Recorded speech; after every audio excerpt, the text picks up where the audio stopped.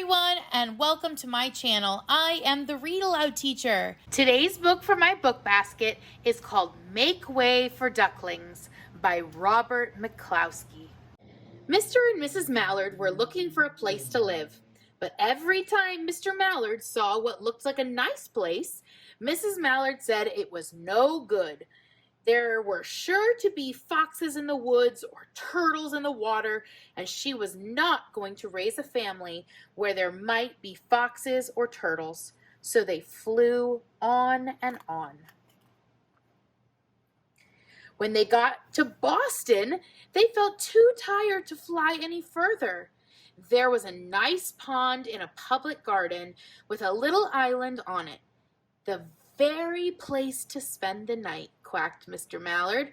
So down they flapped. Next morning, they fished for their breakfast in the mud at the bottom of the pond, but they didn't find much. Just as they were getting ready to start on their way, a strange, enormous bird came by. It was pushing the boat full of people, and there was a man sitting on its back. "Good morning," quacked Mr. Mallard, being polite. The big bird was too proud to answer, but the people on the boat threw peanuts into the water, so the Mallards followed them all round the pond and got another breakfast better than the first.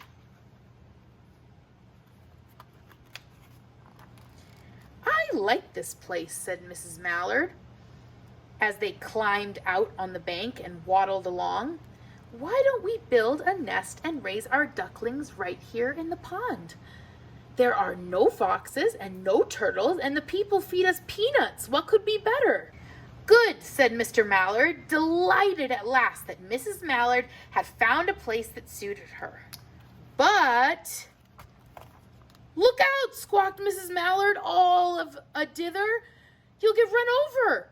And when she got her breath, and she added, "This is no place for babies with all those horrid things rushing about. We'll have to look somewhere else." So they flew over Beacon Hill and round the State House, but there was no place there. They looked in Louisburg Square, but there was no water to swim in. Then they flew over the Charles River. "This is better," quacked Mr. Mallard. "That island looks like a nice quiet place, and it's only a little way from the public garden." "Yes," said Mrs. Mallard, remembering the peanuts. "That looks like just the right place to hatch ducklings."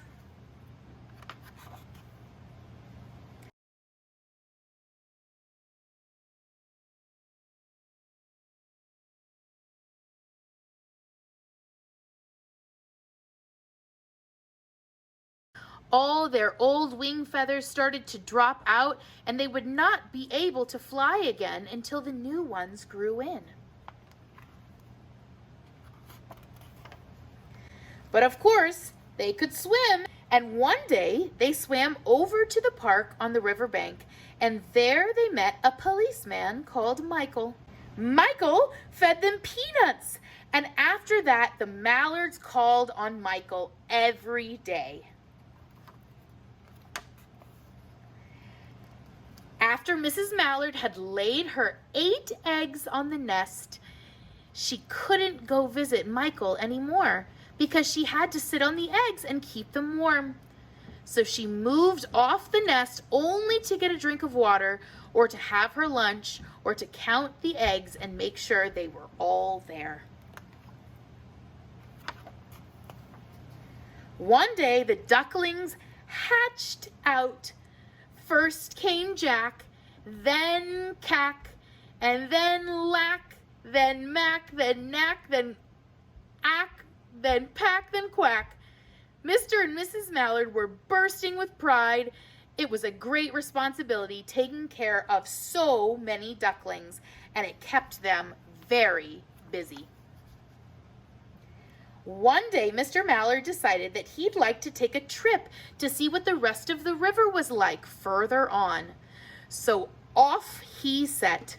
"I'll meet you in a week in the public garden," he quacked over his shoulder. "Take good care of the ducklings." "Don't worry," said Mrs. Mallard. "I know all about bringing up children." And she did. She taught them how to swim and dive. She taught them to walk in a line and come when they were called, and to keep a safe distance from bikes and scooters and other things with wheels. When at last she felt perfectly satisfied with them and said one morning, "Come along, children, follow me," before you could wink an eye, Jack, Cack, Lack, Mack, Knack, Whack, Pack, and Quack fell into line just as they had been taught. Mrs. Mallard led the way into the water, and they swam behind her to the opposite bank. There they waddled ashore and waddled along until they came to the highway. Mrs. Mallard stepped out to cross the street. Honk, honk, went the horns of the speeding cars. Quack, went Mrs. Mallard as she tumbled back. Quack, quack, quack, quack, went Jack, Cack, Lack, Mack, Knack, Whack, Pack, and Quack, just as loud as their quackers could quack. The cars kept speeding by and honking, and Mrs. Mallard and the ducklings kept right on quack, quack, quacking.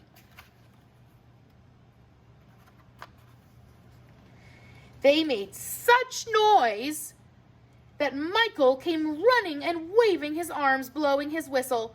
Quack, quack, quack, quack, quack, honk.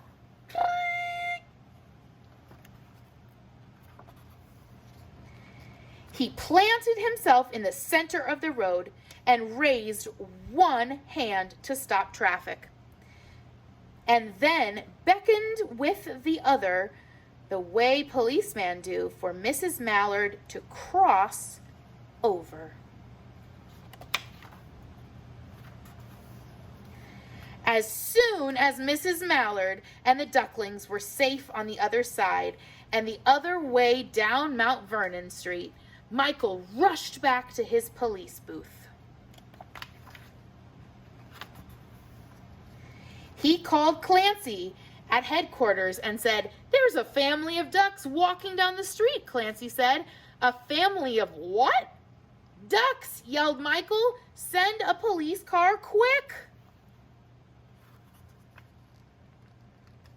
Meanwhile, Mrs. Mallard had reached the corner bookshop and turned onto Charles Street with Jack, Cack, Lack, Mack, Knack, Ock, Pack, and Quack all marching in a line behind her. Everyone stared. An old lady from Beacon Hill said, "Isn't it amazing?"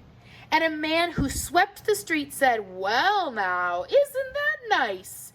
And when Mrs. Mallard heard them, she was so proud she tipped her nose in the air and walked along with an extra swing in her waddle.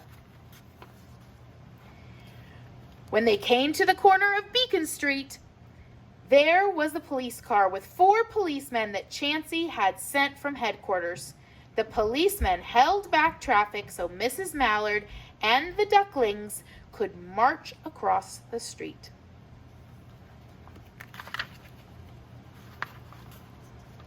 Right into the public garden. Inside the gate, they all turned around to say thank you to the policemen. The policemen smiled and waved goodbye.